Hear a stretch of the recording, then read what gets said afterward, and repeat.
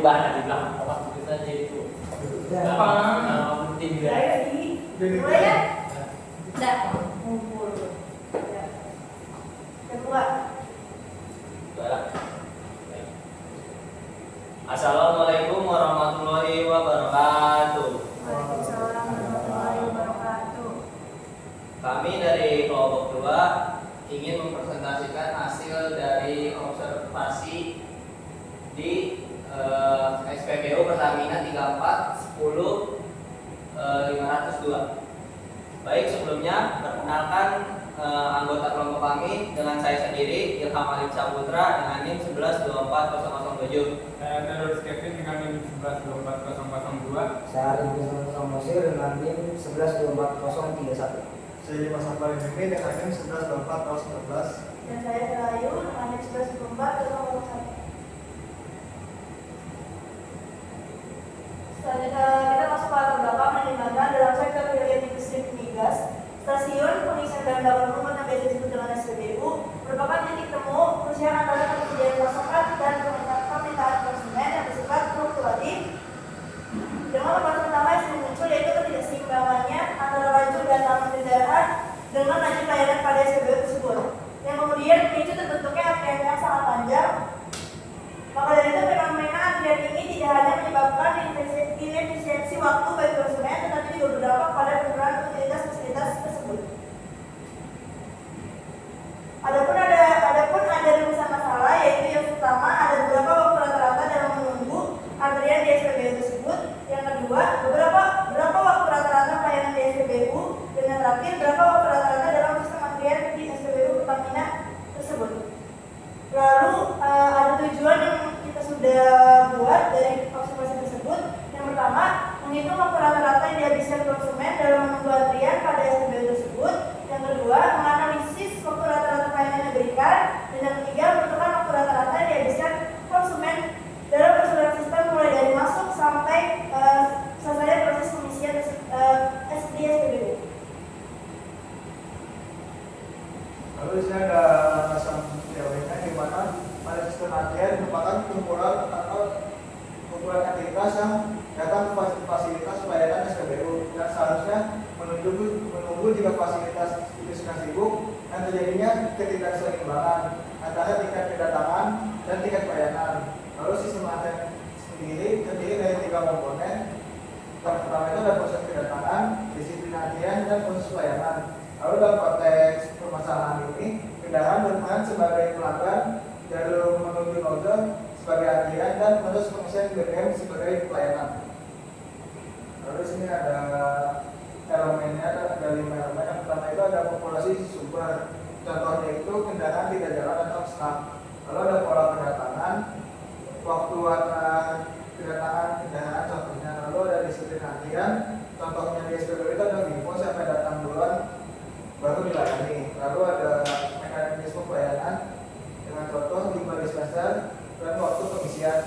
Lalu yang terakhir ada kapasitas sistem. Contohnya itu pada maksimal antrian yang ditampung. Selanjutnya ada metodologi penelitian yang digunakan, itu langkah-langkah penelitiannya. Penelitian ini digunakan untuk melalui beberapa tahap sistematis. Tahap pertama adalah observasi lapangan di SPBU 34 10 562 untuk memahami kondisi nyata sistem antrian. Tahap kedua adalah pengumpulan data meliputi waktu kedatangan kendaraan, waktu mulai dan selesai pelayanan, serta jumlah kendaraan dalam antriannya. Tahap ketiga adalah pengolahan data menggunakan teori antrian. Tahap keempat adalah pembuatan model simulasi berdasarkan data yang telah diolah. Tahap kelima adalah analisis hasil simulasi untuk identifikasi bottleneck dan memberikan rekomendasi perbaikan. Lalu jenis data yang dikumpulkan adalah penelitian ini terjadi dari 2 jenis, yaitu primer dan sekunder. Data primer ini diperoleh observasi langsung di SPBU, meliputi waktu kedatangan, waktu pelayanan, waktu selesai pelayanan, dan jenis kendaraannya. Data sekunder ini diperoleh dari studi literatur yang mengenai teori antrian dan sistem pemodelan, termasuk referensi dari Gross and Harris terkait. Lalu metode analisisnya menggunakan teori antrian dengan model multi server karena SPBU memiliki salah satu dispenser dan kedatangannya Simulasi digunakan menggunakan metode discrete event simulation untuk memodelkan sistem antrian secara dinamis dan diskrit. Parameter utama yang dihitung meliputi tingkat kedatangan, tingkat pelayanan, utilitas server, waktu rata-rata dalam antrian, waktu rata-rata dalam sistem, dan jumlah rata-rata kendaraan dalam antriannya. Oke, kita lanjut ke hasil pembahasan. Nah, jadi mungkin sedikit gambaran model dari si stasiun isi bahan bakar ini, itu kami ambil dari pengisian bahan bakar jenis Pertamax, yang dimana pada bahan bakar tersebut hanya ada satu channel, bisa dibilang, jadi hanya ada satu antrian Pertamax. Nah, langsung aja ke analisis antriannya. Di sini kami menggunakan Monte Carlo. Nah, untuk pertama-tama kita harus menentukan interval kedatangan. Nah, kalau interval kedatangan ini itu kami melakukan pengukuran langsung, yaitu intervalnya ada di antara yang dari 1 detik, ada di 20 detik, 30 detik, sampai ke 120 detik. Nah, ini kenapa berbeda? Hal ini berbeda karena seperti kita tahu, namanya kedatangan kan tidak bisa diprediksi. Nah, setelah itu dari sejumlah interval kedatangan ini dilakukan penghitungan probabilitas. Nah, setelah didapatkan perhitungan probabilitas, maka dilakukan juga untuk kumulatif dari probabilitasnya. Nah, untuk angka random ini tergantung dari kumulatifnya ini. Contoh ini ada di 0,02, nah maka angka randomnya 1 sampai 2. Nah, jadi di kumulatif ini angkanya itu sebagai batas akhirnya, dan seterusnya sampai ke interval kedatangan terakhir itu 120 dengan angka random 99 sampai 100. Nah, setelah didapat distribusi interval kedatangannya, yang kedua kita mencari distribusi waktu pelayanan. Nah, di sini waktu pelayanan juga dilakukan dengan stopwatch ya.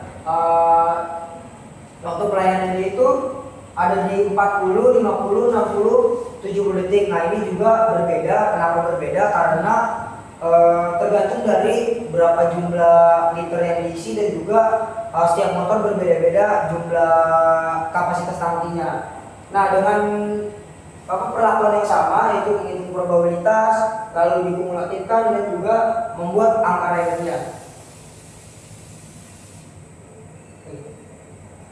Nah, langsung aja ke di sistem antrian, yaitu menggunakan Monte Carlo. Di sini ada nomor pelanggannya dan juga R1. R1 itu adalah random 1. Nah, di sini random 1 kami menggunakan rumus di Excel, yaitu run between dengan angka terendah 1 dan angka maksnya itu 100. Lalu interval kedatangannya itu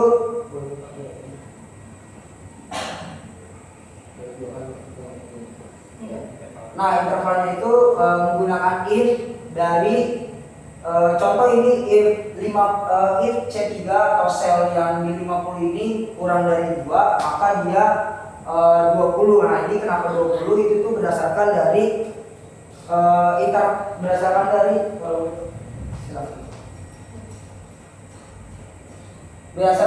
interval kedatangan yang sebelumnya sudah dihitung, yang tadi ada di 20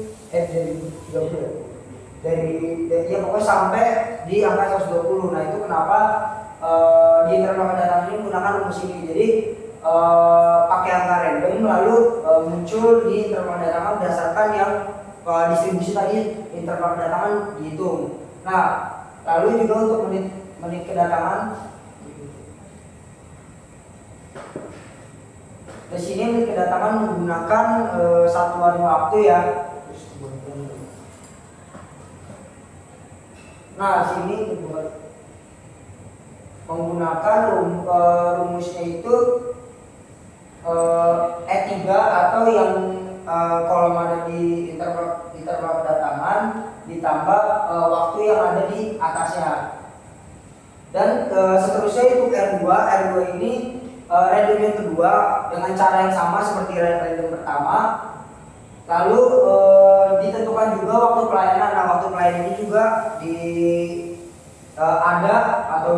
atau ditentukan itu dari distribusi yang tadi sebelumnya sudah dihitung. Lalu untuk menit memasuki pelayanannya. Di sini juga menggunakan waktu Ibu. Nah, di sini rumusnya itu max antara si menit kedatangan dan juga menit meninggalkan. Nah, seterusnya waktu menunggu dan juga total pelayanan tunggu itu antara jumlah dari waktu pelayanan ditambah waktu nunggu. Makanya di sini dapat total waktu pelayanan dan juga tunggu. Terus menit meninggalkan pelayanan itu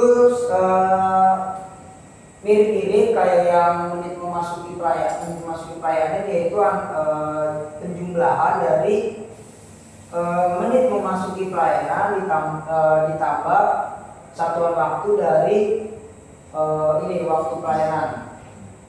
Nah, terusnya waktu dalam sistem antrian. Di sini menggunakan rumusnya itu penjumlahan antara waktu pelayanan dan juga waktu tunggu. Di sini langsung aja dibuat angka acaknya itu sekitar ada di 143 pelanggan, berarti angka acaknya ada 143. Dan di sini untuk jamnya ya, untuk waktunya itu tadi startnya itu kita mulai di jam 12, sekitar jam 12 dan selesai di sini jam 3 sore lewat 14:40 detik. Dan terakhir itu rata-rata dari